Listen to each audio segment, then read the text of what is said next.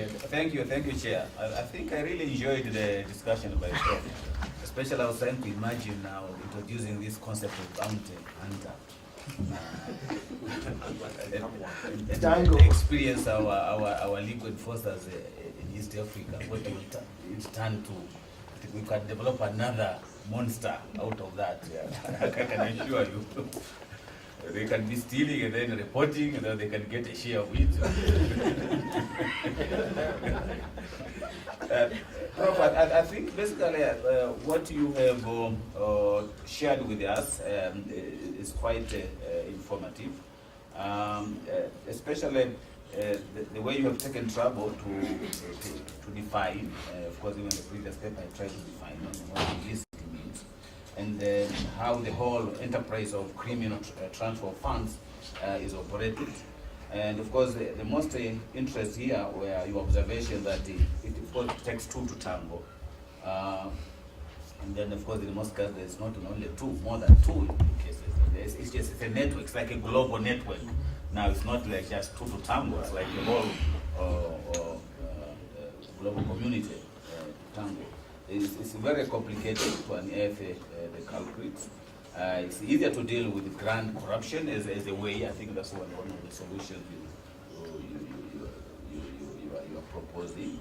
And because it's easier to identify the source, although it is very articulate the way it is operated in terms of the amount involved, the speed in which it moves, the metamorphosis.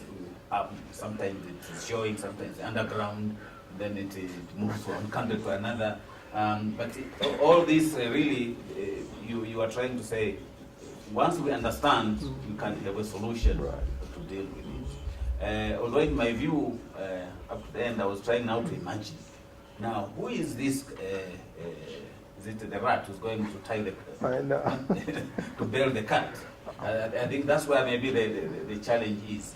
And especially I was imagining the scenario in East Africa, whereby our politics, because you are saying we have to change the political institution, the way our leaders are elected, taken to office, etc. And it means it's a big project, really. It has to be tied with the political transformation, the way we elect our leaders. And the experience in East Africa, at least the way I know, it's not that promising, where actually leadership is up for grab, is up for auction. The highest bidder is the one who is elected, and the money they use to get elected is also not be clean. And what I see also, some of the problem which we faced with some of the sort of clean leaders who try to get into leadership, the way they are hit without really notice what has hit them is the fact that even the electorate has now grown to accept that the ill-gotten money, they want a share of the ill-gotten money.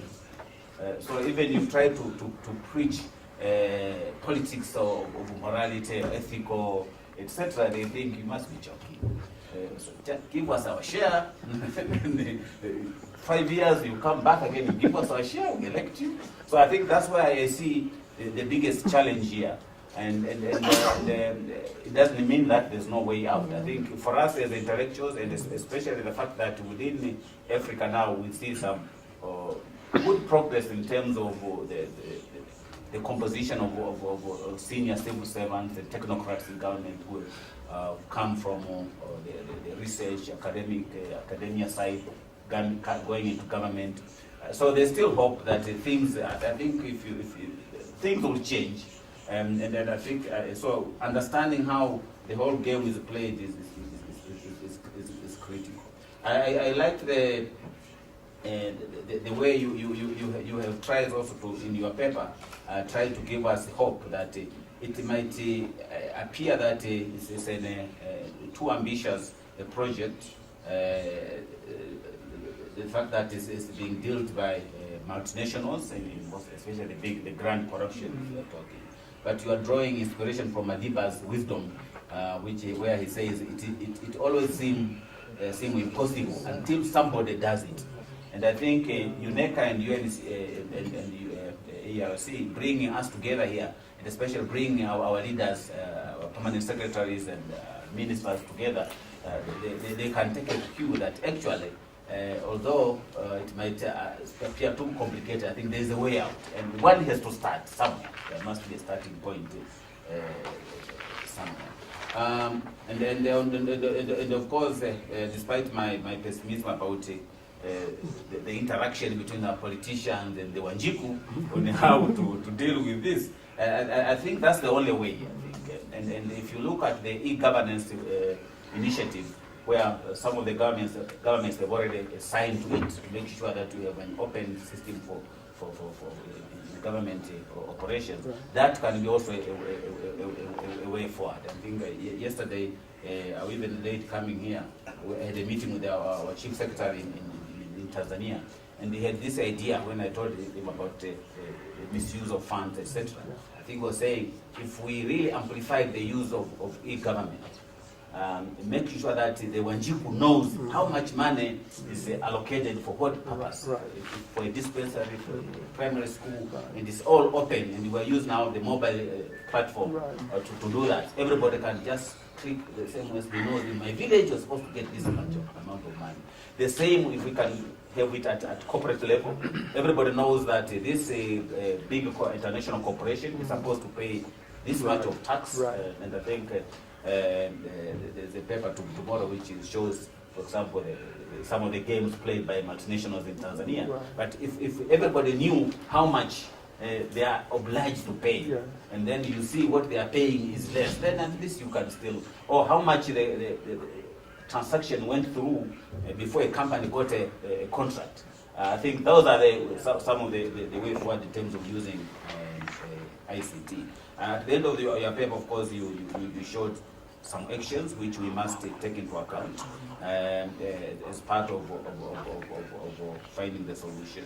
And I think everybody, it was like a school where how the economy, how the whole transaction of illicit money flows are engaged, from the whistleblowing part, investigation, the disposal aspect. I think in Tanzania we had some successful recovery of money, which was due to from misprocurement of a radar system.